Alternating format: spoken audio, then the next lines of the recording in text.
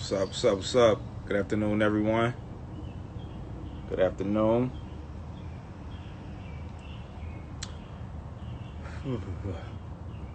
Happy election day. Hope everyone's getting out to vote. Hope everyone's getting out to vote.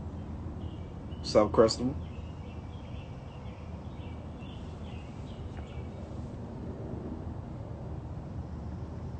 Good afternoon, Chris Tan. Bang, what up, bro?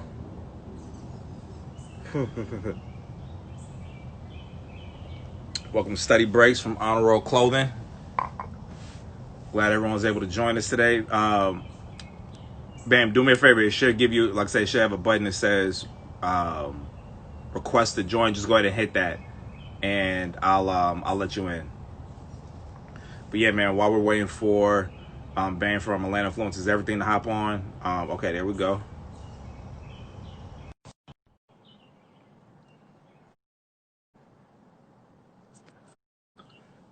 But yeah, man, just want to tell everyone we appreciate y'all coming out again. You know, this is a weekly conversation that we have with great guys like my man from Atlanta Influences Everything. Bang, man, what's going on, bro? What's good, brother? How you doing? Chilling, man. Chilling, man. Friday was cracking. She just hopped in the room. Well, it looked like you've been out there in these streets, man. Man, yo, I've been away from the streets. Trying to stay away from these Super. streets. Yeah. Is my sound good or am I choppy? You're a little choppy, and it looked like, yeah, it's a bit blurry. Keep talking though. Okay. Well, from the blurry piece, I don't know what I could do about that. I like dropped my phone the other day, so it's Oh, acting so that's what weird that is. All right, on the blurry. it's all good, man. But nah, let me. So I'm still choppy. Nah. Your voice is cool. Your voice is good money. Okay. Yeah. Nah, I ain't been in the streets, yo. I've been in the lab. You been in the lab? Yeah. That's what's up, bro. That's what's up, man. Nah. Before we go ahead and get started again, this is Study Breaks from Honor Roll Clothing. Weekly conversation that we have with with friends that we've developed relationships with over the years in the industry. And we just love to try to create a space for people to kind of share, their paths to excellence, how they've been able to accomplish the things that they have. Obviously, man, we are an Atlanta-based brand. Atlanta Influences Everything kind of speaks for itself. Me and Bang, we met, what was this, back maybe earlier last year, over there at Clark Atlanta, when we spoke on that. Yeah. With old Chris. Yeah. Shout out to him. I don't know if he's on right now. Yeah. But yeah, man. So we just wanted to hop on, man. Before we I start diving into the questions, I know this is, if you're in Atlanta right now, this is election day, and a lot has been going on. We definitely gonna talk about that. But Bam, man, I'll go ahead and introduce yourself to the people, man. For those who don't know you, go ahead and give out your resume real quick. All right, and for election day, I know my camera's busted, so sorry for the blur. Mm-hmm. But I don't know if you can see my shirt. Hold on. There we go. If you can't, so it says vote ATL. You know what I'm saying? Okay. Shout out to the Center for Civic Innovation for doing these shirts a few years ago, and yeah, I don't know. I don't know where to begin, yo. I'm from Atlanta, and I ain't really worried about my face on this, yo. I just want to talk. We'll figure it out in a few on this. All good. You starting your voice from Atlanta, from the West End. To be exact.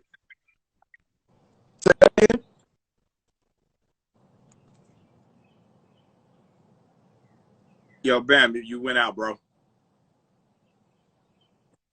Yeah, now I can. You getting the Teddy Riley going on? Yeah, showing my age, yo. Yeah, I'm from Atlanta. From the West End. Went to high school elementary through high school in Buckhead.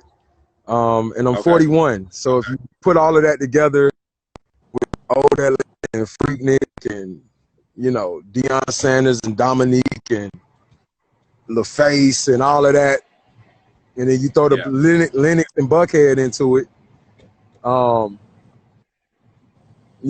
that's what's up, Joe. that's the basis of who I am. I'm from Atlanta, and I'm a marketing and branding guy. Okay. I wanted to work in the music industry. Shout out to my homeboy Tez on the phone. I wanted to be Tez. Well, I wanted to be more of an A&R, which that story of why it did or didn't happen is what drives me to do the work that I do now. So why I identify as a creative, for the creative class. What was the reason why it didn't happen?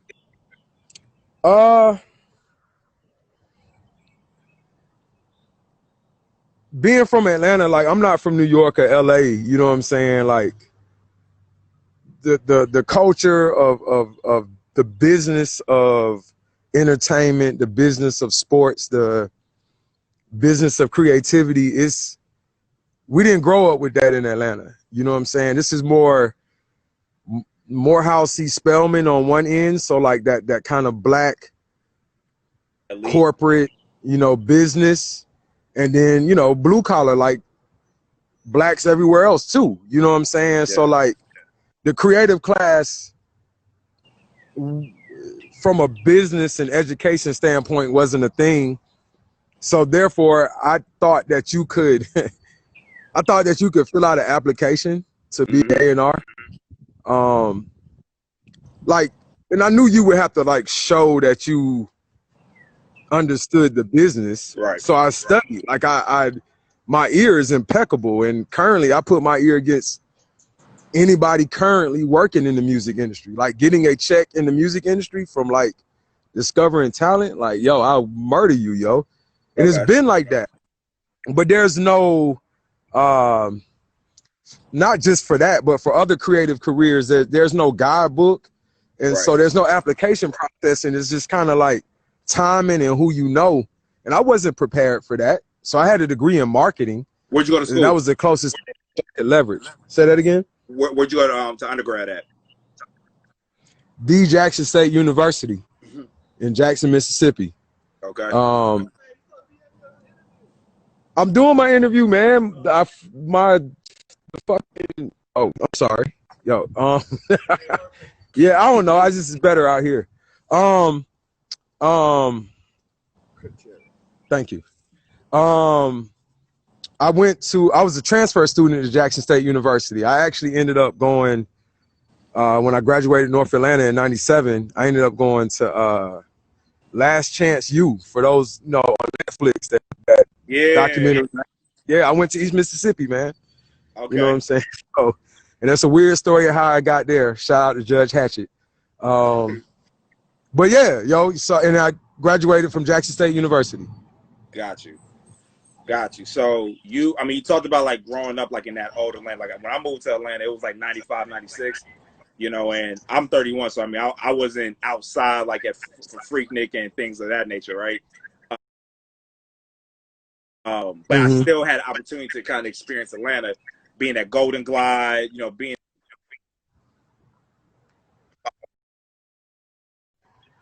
in some of these spaces on the east side specifically, before things kind of turned to what they are right now, right? Which isn't a bad thing. It's just a different type of Atlanta. So I wanted to ask you, man, like, your brand is called Atlanta Influences Everything, which is a huge statement, right? I know for Honor Roll, we really pride ourselves on being made in Atlanta, right? So not just like the concept and ideas, but specifically like we develop all of our product. It gets produced in the city. That's a huge deal for us. We wear that with pride. And I want to talk to you about like, where does like the idea of Atlanta Influences Everything come into play? Like, what were the things that you saw growing up in what you consider old Atlanta, and how that has influenced, like the rest of the world in a way that, I don't think too many people outside the city saw coming.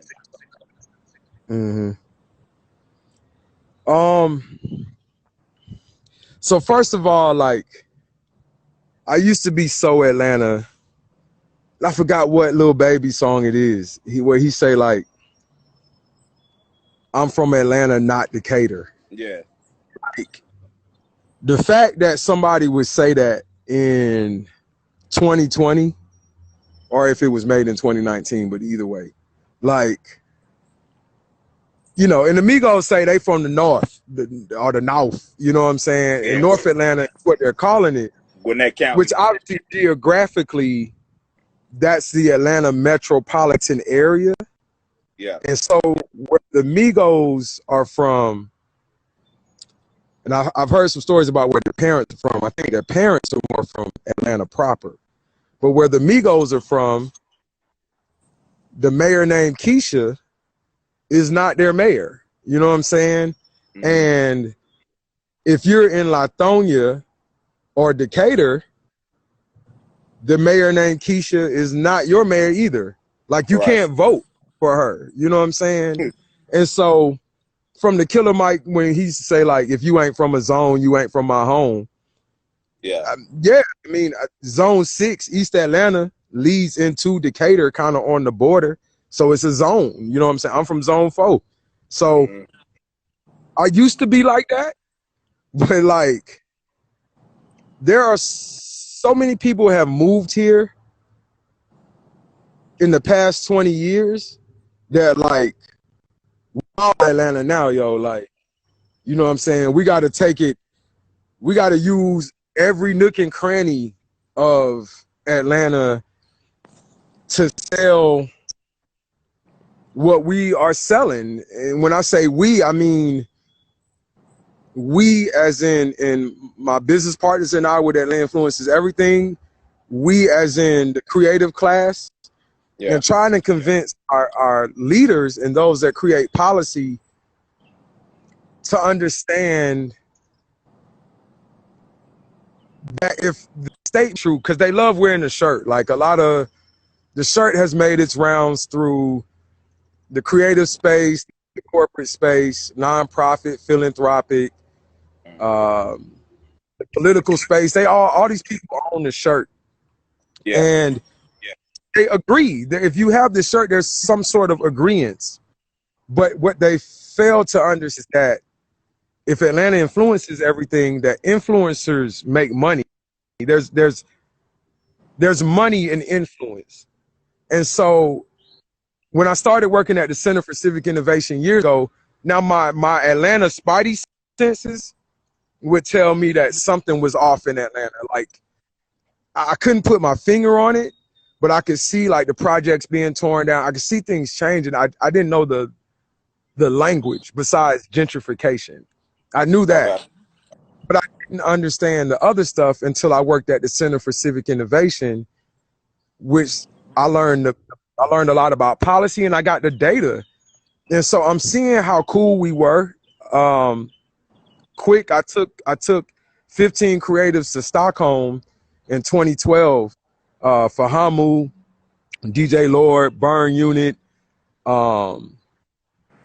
W, Pat Gaduco. We went out there in the name of Atlanta, in the name of the Atlanta creative class, to do some community work out there with artists out there. And they was loving Atlanta, yo, the whole, like, everything on YouTube. Like, and I tried to do my Atlanta duty and take information about MARTA. And I remember I grabbed pamphlets from the Woodruff. I took pamphlets from the High Museum in Woodruff.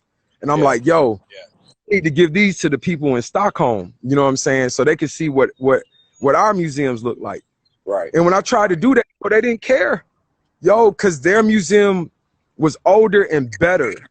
Like, their public transportation, way better than MARTA. The only thing that we had to offer as Atlanta to these Swedes was, like, this urban culture. They couldn't reproduce that. They couldn't do that better. That was unique to ours. You know what I'm saying? And then from a marketing and branding perspective, you could see brands, they would have a Southeastern marketing strategy, and they would have a separate Atlanta strategy, separate from the rest of the Southeast. And I never understood. And who is this you saying having, like, a separate strategy? Who you saying has a separate strategy for the city? A lot of brands, like they would have a Southeastern from, like, we did work for Heinz Ketchup, ESPN, and they would have, you know, Southeastern marketing strategy. You know what I'm saying?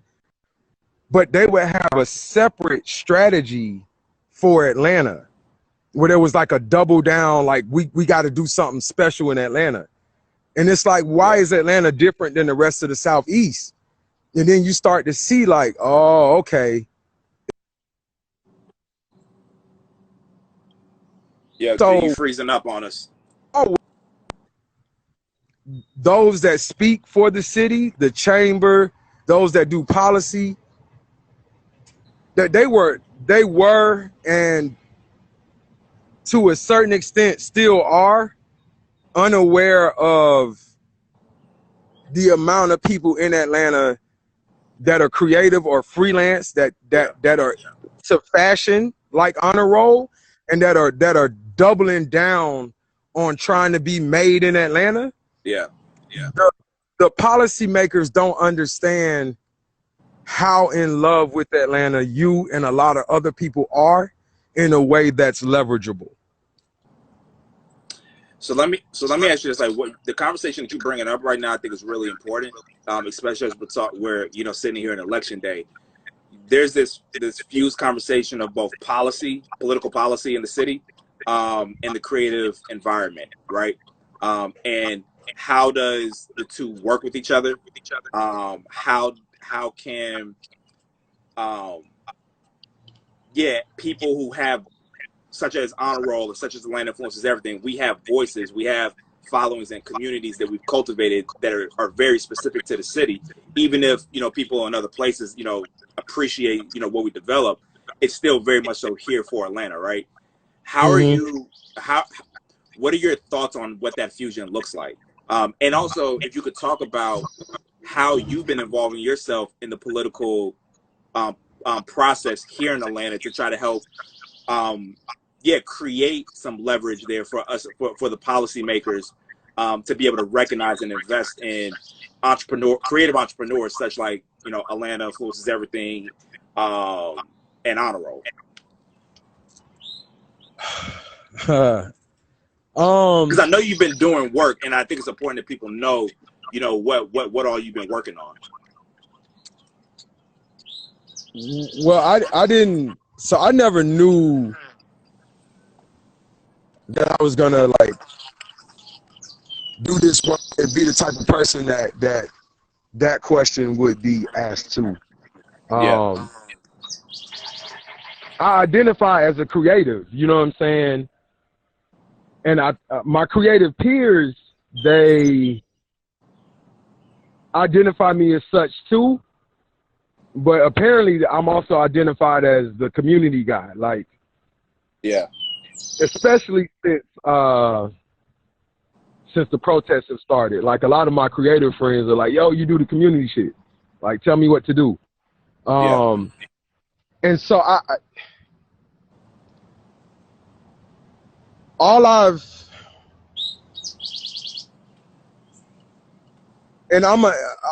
would like to say, like, I read Fast Company, like Fast Company and Wired and Inc. magazine and Entrepreneur magazine. Like, I'm disciples of those magazines since about 2011, 2012, digital and physical copies. And so I look at our cultural impact, and I look at the subject matter of those magazines. Like, I found out about Spotify from Fast Company, not from my music industry friends. And when I signed up for Spotify, it said that, we're sorry we're not in your country yet, but you will be alerted when we are. That's when I signed up for Spotify. So that came from Fast Company, and that's where I found out about Nest. That's how I found out about how technology is working with government and schools to like improve things.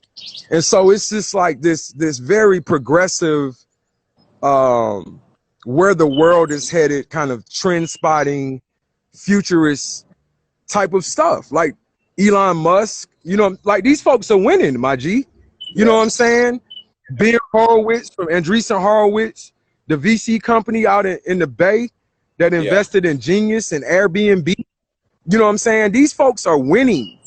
And here we are having the one thing that those same folks try to tap into. And I'm like, yo, it's not rocket science. Like, I'm not some, as my my CCI homies would say, like, I'm not some policy wonk. You know what I'm saying? Yeah. I'm not that guy. Like, if I took a drug test now, I might fail it. I don't know. Yeah. You know what I'm saying? Like, how am I? This is 1 + 1 = 2 here, my G. Yeah. You know what I'm saying? Like, so let me ask you. We have a thing. You know what I'm saying? People seem to want the thing.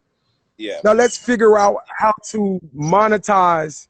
Like, to wrap up, we shouldn't be, if we influence everything, we shouldn't be #1 in income inequality, man. And we shouldn't have a 4% rate. Meaning, born poor in Atlanta, there's a 96. You're breaking up, Can bro. you hear me? You're breaking up. Nah, you breaking up.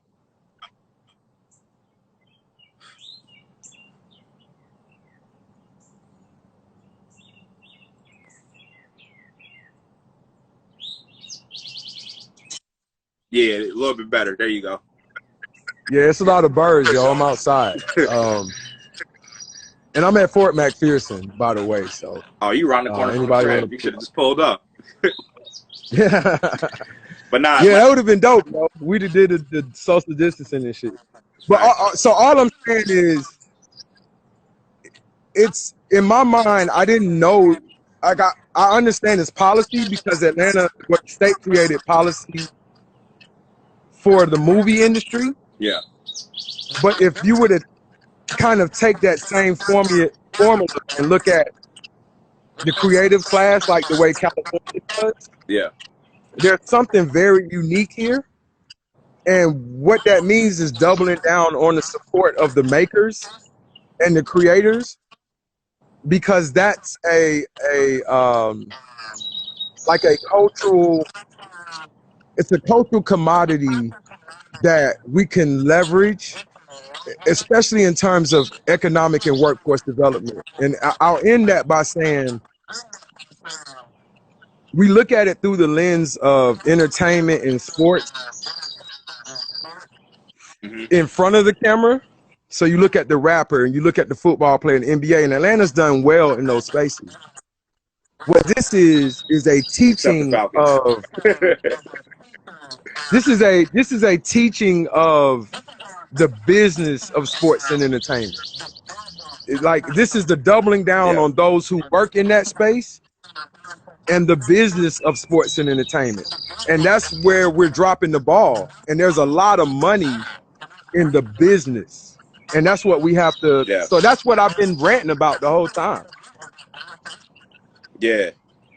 So I want to ask you then, like, what are some things that you talked about, like support, the need to support like the creative entrepreneurs and individuals here in Atlanta, right?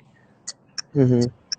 Do you feel like that's something that's not present right now, even amongst each other's peers? Or do you think that, or you feel like there's more work that needs to be done? Like, what is your vantage point from, again, being in the city for as long as you have, and then now having this brand, and now like your brand not just being a clothing line, but being this community hub, you know, for the city? Like, what is your take on that? Do you think that we're trekking in the right direction? You know, Atlanta, I guess it always has been and is glaringly now a tale of two cities. So a few weeks ago, like right before the protests, around Memorial Day, the Community Foundation of Atlanta gave out $580,000 to Metro Atlanta arts organizations that were affected by COVID. None of the organizations were Black. And it's like, how does that happen when Black people keep chanting the culture, the culture, the culture in Atlanta? Yeah. But these were more supposed to go to nonprofit arts organizations. And so in the creative space, what you see is a disconnect between the nonprofit art and culture space and then the kind of creative design agency, you know, City of Ink, Honor Roll, you know, those type of folks, they rarely connect with those on the other side of the arts. Does that make sense? Arts mean, nah, speak to that a little bit more for me. Like there's a black ballet company called Balethnic, right? Mm-hmm. And so you would have to think that in Atlanta, that the next Misty Copeland could come out of Balethnic. And you would have to think that T.I. or Honor Roll or Killer Mike or City of Ink would be like, yeah, yo, yeah, the next Misty Copeland could come out of there. Yeah. And if they ever needed anything, your support in dollars or just showing up, right? Yeah. You would show up because it's like, yo, that's the place that the next Misty Copeland could come out of. Except for Balethnic has no connection to anybody that I just named. You know what I'm saying? So therefore, when they don't get the grant from the community foundation, this black ballet company that's a nonprofit cannot lean on the culture to go like raise awareness and be like, yo, you can't do that. You got to do this. You know what I'm saying? Yeah. So there's no connection between the two. Got it. So I want to end by saying I don't think that's normal in a lot of other cities. In New York, it might be. Like you got like the music industry and then you got New York art and culture. Yeah. But the brand of New York already has a creative lean to it. You know what I'm saying? So it'll figure itself out. But in Atlanta, because of there was never a full lean to the creative. And so in order to get the city to kind of lean into it, they're not going to dissect the class. So you have to walk as one as much as possible. You'll never all the way be on the same page, but we have to walk as one as a creative class because of entertainment and kind of, you know, what has happened. You know what I'm saying? It's been siloed. So I wanted to shout out Maurice Garland. He just dropped in, man. Appreciate the homie for joining. He's another one. He's another one of those guys who's been in the city for a while, man. And yes, sir. So definitely hope to chop it up with you soon, bro. But no, like if I'm picking up what you're putting down, what you're pretty much saying is that there's this large art scene within Atlanta, right?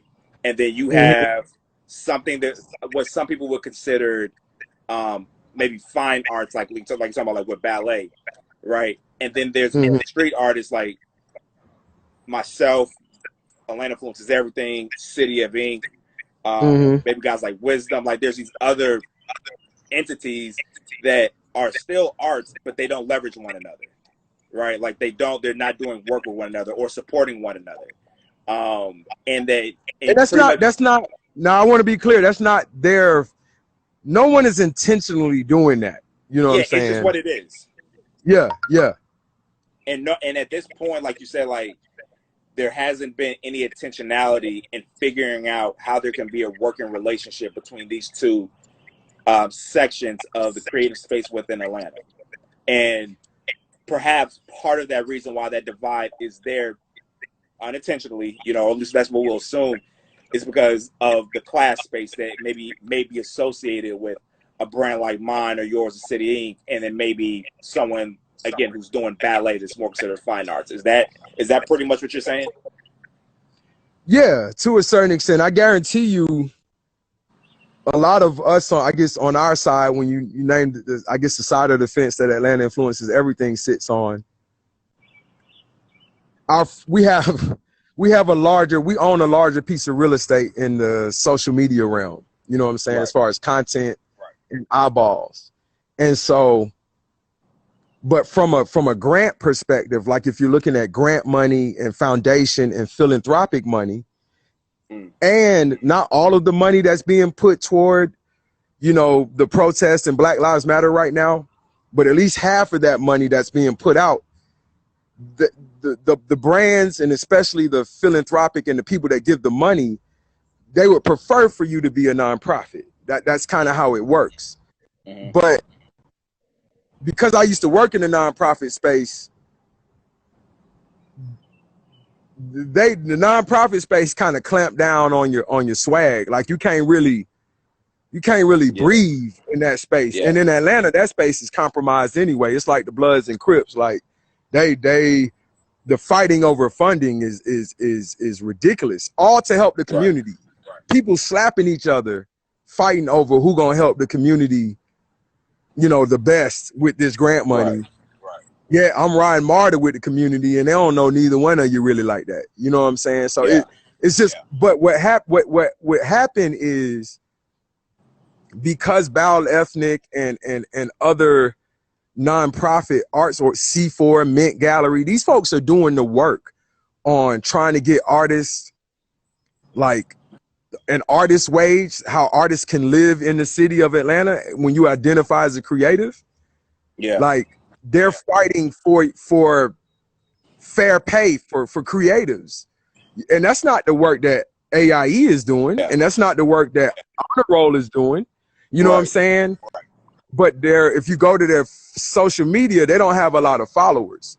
Right. But they have a nonprofit that if you use them as a fiscal sponsor and you brought your swag and your energy and y'all partnering on something, y'all could get a shit ton of grant money, right? And do stuff for the creative space. So that's kind of how it works. The one has something that the other doesn't have, and I'll end with that. Like T.I. does amazing work, yo. Oh, it's on the community end, right? But I don't. In order to really do the work, like for real, like there's levels to this. You know what I'm saying? Like I'm not finna step in the booth with T.I. You see what I'm saying? Yeah. But I understand the NPU system in Atlanta, right? Yeah. I understand how that works. I understand that it's broken, but I understand policy and I understand culture and how things work congruently together. So what happens is the mayor calls out T.I. and Killer Mike to speak to the protesters. The overall optics were amazing, but this ain't New York City for one, so we don't have street corners with TVs in the windows like in the movies where people can stop and kind of all gawk at what's on the TV. Yeah. We ain't really like that, you know what I'm saying? So when Killer Mike and T.I. spoke, where did that video go to? You see what I'm saying? Now I found out they were trying to get the big TV on outside. Yeah. Outside State Farm Arena so that it could be shown out there, but it didn't happen. So that Killer Mike plea, as beautiful as it was, it went to everybody sitting at home right then and there, which meant he thought he was talking to the looters and the folks, right? But he wasn't. You see what I'm saying? But that's because of the lack of understanding of how to leverage art and culture for real.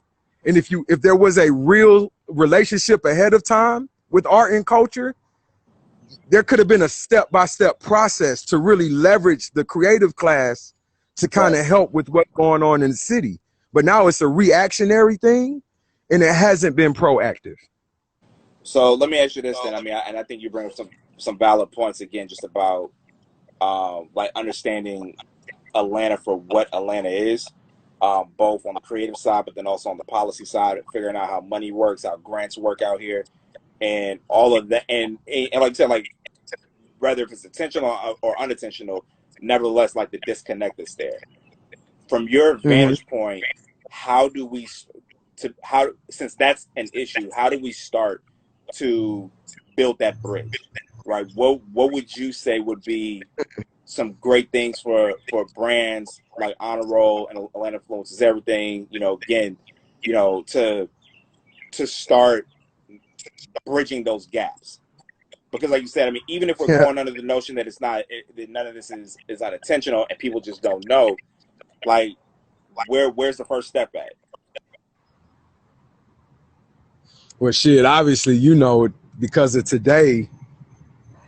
It's voting day. Make sure y'all go out and vote. Because of today, obviously, the first step would be voting. Mm-hmm. And it's just crazy that voting has come up in the midst of everything that's going on. Yeah. So, you know, people be like, well, you got to vote to make the change. And normally when we say that, it's not on the eve of voting. Right. So now that point can be proven. But the downside is we've been so distracted by everything else that's going on. A lot of people don't know, like, who's really on the ballot, like what's really on the ballot. I can tell you the dude, Christian Y. Smith, who's running for DA, he loves the creative class. He's 37. And he wants to decrim marijuana. And he knows the creative class can play a role. So I got to say that would be the first step because it's today. Right. But other than that, this is amazing. Perfect storm. And I call myself a creative culture curator. Yeah. And I really do feel like the Lord needs me to do this work. Like I tried to deny it, but you're going back choppy again. Okay. Can you hear me? I can hear you now. Yeah. Okay. So feeling led to do the work as a creative culture curator, this is the perfect storm right now for Atlanta to leverage the creative class. So my marketing and branding and kind of trend background. So you see all of the brands have been stating that they stand with the Black community. Yeah. That is very unique because brands have never done that. Hulu, HBO, Zillow, Salesforce. Normally what they would say is, you know, we're all for diversity and inclusion and helping minorities. Yeah. Well, you got to understand, America, white male dominated. A minority is also a white woman. She's a minority. Right. Right. And then people would say Black and brown and LGBTQ, and everybody's grouped in to diversity, or the notion of diversity. Hold on. Can you hear me? Yeah, I can hear you. Okay. So for this unique moment in time, the brands and big companies are not saying they're standing with minorities or, you know, they're against immigration, this immigration policy. Yeah. This unique moment in time, these folks are saying they stand with Black folks. You know what I'm saying? We are standing with the Black community. Now, if Atlanta, as long as I've been born, has had a Black mayor, yeah, you know what I'm saying? Yeah. It's identified as the Black Mecca. Now, whether that's still true or not, the metropolitan area is Black, but Atlanta proper, I don't really know as much no more. Yeah. But still, the ideology of Atlanta being Black. And so if the coronavirus hurt Black communities the most, right? Like from a health perspective, employment, all of that, like we've been hurt by the coronavirus. Right. And then on top of that, you got the protests. So a lot of these brands, including fashion brands, right? Ralph Lauren, different folks, we stand with the Black community. We fighting for equality. Well, shit, I'm looking like, well, we in Atlanta, I feel we fit the demo. You see what I'm saying? Yeah. Like this is, so that, remember, I don't know, that J.G. Wentworth that commercial, that J.G. Wentworth would be like, this is my money and I want it now. You know what I'm saying? Yeah. And I don't, well, you millennial, I don't watch commercials no more, really. But this is money and resources being dedicated to a Black cause that was not there 3 months ago, my G. Right. It was not there. And if the city identifies as Black, there is funding to create how many kids can we send from Atlanta public schools, the DeKalb County schools, Clayton County schools to Art Institute of Atlanta on a fashion scholarship? Or SCAD. So that, which is yeah, right or downtown. SCAD, right? So that when Kanye years ago goes on his rant about working at Colette, right? And they won't let us in and this and this and that. Atlanta is the answer to your problem on that. There's armies of young fashion. There's armies of Karen Civils. There are armies of Rich Pauls and Maverick Carters. There are armies of those people here. Yeah. Young people. If you just tweak the system a little bit, because that's what America and the rest of the world want from us. Yeah. But we give there's a perception that it's Real Housewives, right? And it could be Real Housewives in love of hip hop. That's a part of the city, but that's not the full thing. Like there's. But when you understand the game, is Shawnee O'Neal and what's the other lady name? The two black women behind these shows. Okay. You know what I'm saying? I can't even tell you. I've been watching them. But well, I mean, I don't watch it, but like, but again, what I do though, and who I am attracted to, regardless of whether what they might deal with, I might personally think is trash. Yeah. I love creatives, bro. Right. I love folks who wake up in the morning and they take care of their family based on a creative check. Yeah. And that's where our people are the freest, in the creative space, because the creative space is looser from my adult point of view. Yeah. When you look at all the other sectors that you can work in as an adult, it's looser. But that's why jobs in the creative space, you don't really see black people making real family take care of money, mortgage and all of that, being an adult. You don't see a lot of black people making money in the creative space being an adult. Like you should, like in other, this Atlanta, man, I can throw a rock and hit a black real estate agent, bro. Right. I can throw a rock and hit a black lawyer, and I love them. We need them. Yeah. But I cannot throw a rock and hit a black creative director. Like why is that? You know what I'm saying? Art director, like, but that space is so, they don't drug test in that space. You can have face tats if your work is dope. You know what I'm saying? But that space is so free. Yeah. Overall, white people have a lot of freedom in that space. And so with all of the diversity and inclusion, we want to fight for equality. We're standing with black people.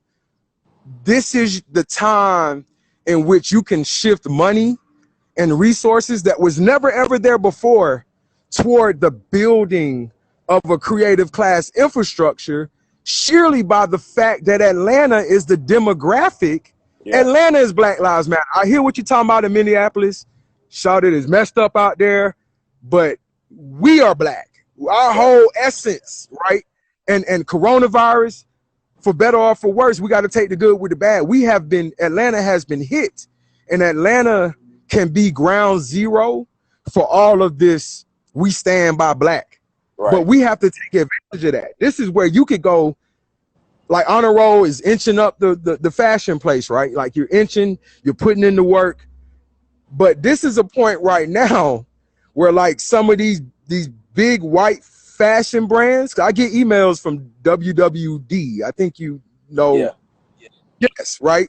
And you didn't expect me to say that. You know what I'm saying? Yeah. But I know the space enough to know that a black small fashion company in Atlanta that fits the demographic can be slid into a major situation right now that you never saw coming.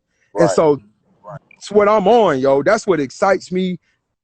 This is a perfect storm, yo. There is money out there. Warner Music did 100 million to social justice organizations. Nike did 40 million. Yeah. Now, if Nike did 40 million to black communities, I would think Honor Roll can figure out a way. Hey, we can help with that. Hey, you know what I'm saying? This is what we should all be on right now. It's go time, my G. Yeah. Man, like you saying a lot, and this is definitely gonna be a conversation that I go back and just even listen to for my own personal digest. You know what I mean? I this is like a take that I have on some of the things that you're talking about, especially with these brands that are standing up and saying, "Hey, like we are standing with the Black community." You know, and I mentioned this last week when I was talking to my guy Uncle Mike um, from Aunties and Uncles and alumni in New York and DM. Um, you know, it's like, all right, great, you've said these things, and now like let's see what that follow through is. Is this a PR statement that's being made, or just a quick check that's being written out, or is there actual investment that's going to happen? Right now, on one hand, I'm not the kind of guy, and you know, I don't think neither of my partners, and I don't get to take the you are either, to where it's like, yo, I'm waiting around for anyone just to do something for me, right? And I don't think that at all that's like the conversation that we're having right now. You know, I think that we have over the years, you know, have definitely been putting in work, right? I think that when you start talking about, you know, creating the opportunities or allowing, you know, brands that are dope and that have an infrastructure and framework and a point of view that is valid and attractive. You know, one of the places that, you know, I kind of go to, one of the first places that go to my mind as far as support and unity is some of the retailers here, right? So, and it's not a matter of, because we're a direct-to-consumer brand, right? And so it's not so much a matter of like, oh, like, is going to retail bad? But it's like, yo, which ATL, Epitome, there's a handful of other stores that are here in Atlanta that's like, yo, you guys are saying that you stand with the Black community, right? Even though you're not a Black-owned company, what does it look like to be partnering with some of these dope Black brands to help continue to push the envelope? You know what I mean? Like, where I'm interested in on a very local level first, like how are we supporting one another? Because I could care less about you a person sending out a PR statement saying like, yo, we stand with this community, but we don't actually do anything to invest in the community. And selling product to people is not investing in the community. You know what I'm saying? Like, that's not what that is. So that would be the first thing, man. And then the second thing, because I mean, there's no reason why Atlanta Influence Everywhere should not be partnered with any of these other stores, considering the work that you've been putting in, right? And again, like, that's not for me to say like, yo, like, you know, come give us a handout, but like, nah, like, niggas is putting in work. He's saying standing with the community, stand with the people who reflect the community and who are developing product for that community from that point of view. But then the other thing that and one of the someone had dropped a question in here a second ago as far as like, what does like future collaborations and projects look like? And one of the things that I would be really interested in is figuring out a way of collaborating with Atlanta Influences Everything, maybe not necessarily on product, but on concept and ideas. And how can we create spaces to help forward the conversation on a lot of that you're talking about between policy and the creative community? Because that's something that is gonna, if we're actually able to tackle, we are gonna be the only people that benefit from that. You know, there are gonna be other brands they're going to be able to benefit from that, and there are going to be people that are coming up behind us. They're going to be able to actually walk across the platforms that we've been able to develop and the relationships that we've been able to develop. So what are your thoughts on something like that? And I don't even know exactly what that is going to look like, but the idea of that, where do you stand with that? So yeah, in Atlanta, there were. Am I choppy? Am I good? Now you're good. Okay.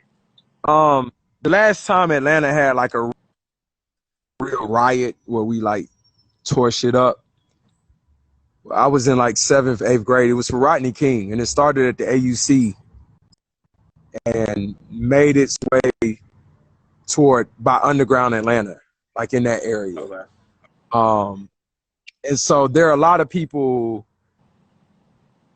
that have moved to Atlanta since then, and there's been many protests and needs to riot, obviously, over the past few years, but Atlanta has been peaceful. Right. And so when we did tear shit up, it it took a lot of people by surprise. And I didn't know how to feel about people's surprise. You know what I'm saying?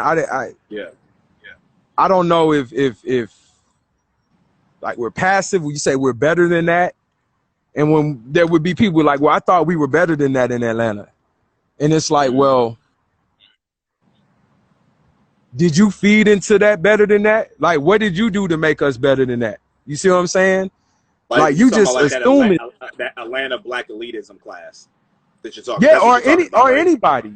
You know what I'm saying? Yeah. Like anybody that don't understand, right? And if you say, well, I can't believe this about Atlanta, I thought we were better than that. I'm trying to understand where your thinking coming from. Like, what gives you the right to say that? Yeah.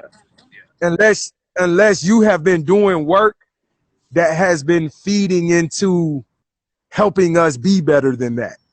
But if you yourself ain't did no work to help us be better than what you thought we was, then I'm confused. Like, so you don't really know what's going on. So you don't know about the number one in income inequality. So yeah, that's why we tore shit up. But it's levels to this. And so because of that levels, it's tough for Atlanta to have a hell yeah, Black Lives Matter. Like let's put on. You know what I'm saying? When our backyard and our house ain't all the way in order locally. You know what I'm saying? Right.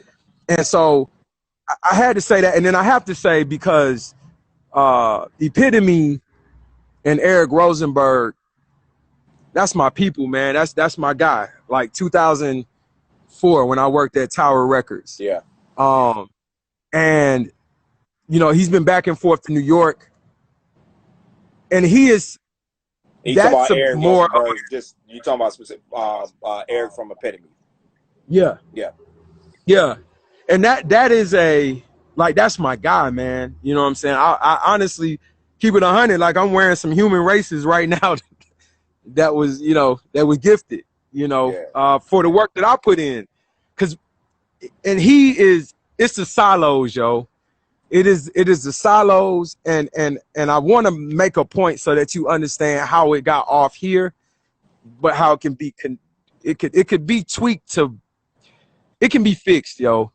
But the difference here, so in New York with Mayor de Blasio and in LA with Mayor Garcetti, like they might not be into the gallery scene, right? Mm-hmm. Or the movie scene or the photography scene, right? They're not into the scene. You see what I'm saying? They're the mayor. They might not be into it. But what they do know is that a bunch of their citizens apparently make money in the scene. You see what I'm saying? Yeah. Like they know that much. Our leaders, and I'm not trying to talk down. I'm being honest and real. And I think if they would have to be honest and tell you that they don't know how to identify with a freelance person. Yeah. The 1099 and just the language, right? The gig economy. You see what I'm saying? The creative class. They don't understand how many people that they create policy for, or that they are over in some sense, or either make their money that way or are interested in that space. Yeah. So the trickle down effect of their lack of understanding that it fully exists in the manner in which we know it does, it trickles down into the nonprofit space, the philanthropic. Like everybody can kind of act ignorant. Yeah. Like they don't really know what they're talking about, or I don't know, I didn't know. And it's justifiable because it's like that from the it's not the principles, right? Now you got certain principles of high schools that know it's a creative vibe, but you got other folks, they are, well, I don't know about that. What is that? I don't, you know what I'm saying? And it's 2020, bro. Yeah. Folks on TikTok out here communicating. You don't know what the hell going on. You out here speaking to the community. Come on, yo. So it's off. So let me ask you this. That affects everybody. So let me ask you this, like, 'cause I know we're wrapping up on time right now. And this kind of goes back to the original question that I had. Like, like, where do you see? So today's election day, right? So obviously, like, there's a type of voting that needs to happen, right? But how would you suggest we begin to have that conversation with our politicians, or begin to put these types of things on their radar so that we can start bridging this gap that you're referencing? Like, what would be like one thing that you would say, like, we could start doing this that would help to move the needle?